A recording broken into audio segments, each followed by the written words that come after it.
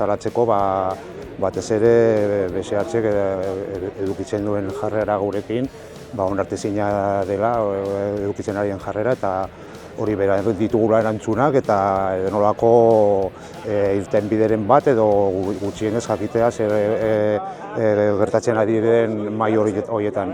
Ez bilera seriorik ez dugu eduki ditugun bilera informatiboak izan dira eta erabili dituzte nahi duten moduan, ez dira interlokutore onak guretzako, ez dutelako inolako botererik eta aritu dira denbora pasatzen uzten eta komitea norabait toreatzen. Hilabete terdi bentzen zaigu eta hor daukagu helmuga eta jendea gero eta urduriago eta erantzunik ez gaituzte onartzen inolako forotan, esan digute gainera ez dutela gurekin egon nahi langileak dauden inongo eszenario batean, akosatutak senditu dira nolabait, eta hori biktimoki jarri dira eta guztiz onartezina ditu zaigu jarrera eta hemen gaur berriro hori salatzen.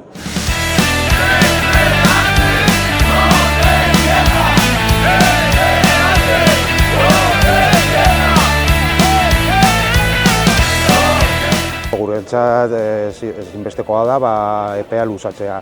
Prozesua kontutan hartuta, prozesuak komisioak izaten direla eta behar duguna da eta edonork ulertzen du hori gainera rentableak gara, efizienteak gara eta kondizioak ditugu epea luzatzeko eta pixka bat denbora emateko reindustrializazio prozesu hori bideratzeko edo BSH jarraitu nahi ez badu. Badirudi dagoela norbait interesatuta, baina hori ez dakigu prozesu nahiko konfidentzialak izaten direla diote eta hor gaude itxoiten